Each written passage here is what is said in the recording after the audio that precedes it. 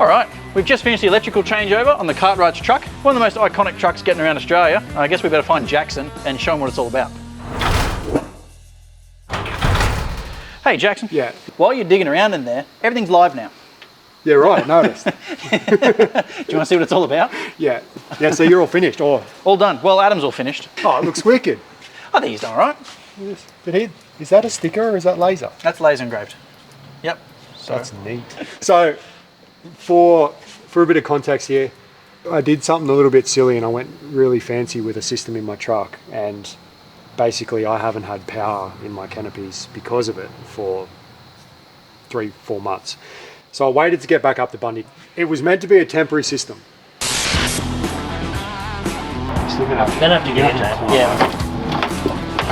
So that's part of the original loom. There's no power to the rooftop tent, and it's never had power to the rooftop tent. What are we going to do with all that then? I'll put it in the bin. Put it in the bin?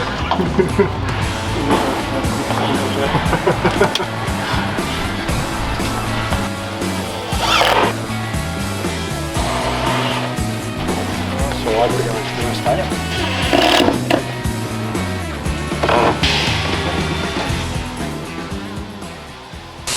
The reason it was meant to be temporary is because we're pulling these canopies off in 3 months' time or whatever, putting new canopies on, getting when it's all booked in.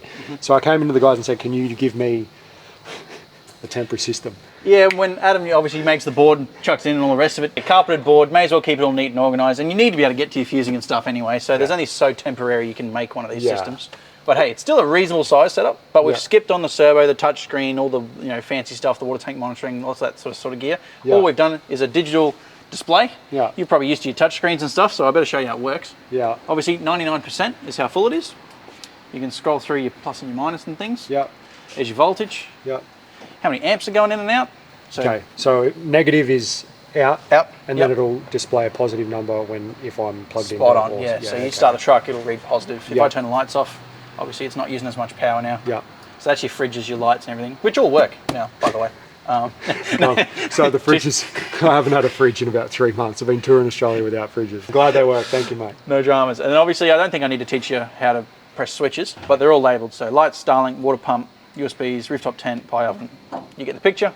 Some USBs on the front, power point on the front. Yeah. Obviously it's hooked up to all your existing power points, so they'll all work. Should give you plenty of power to run the 2 fridges and lights and stuff. Yeah. Done well, man. Thank you very much. I appreciate it. As I said, it's the world's best. So wait, world's best temporary system. What? So that's my inverter on and off? Yeah, so I better show you how that works. So right now your inverter's on, so all your 240 and everything all works. Yep. Flicker over this way. Yep. Inverter's off. Yep. And obviously if you plug into power, it'll start charging and it'll run everything off mains. Yep. You want to use your inverter again? Flick them on. And just an observation, obviously these lights and these indicators are the same as what's on the inverter there, so that's just displayed here. Exactly, yeah. Not everyone has their inverter within a metre of the switch panel. A lot of the time they go on vans and they're hidden who knows where.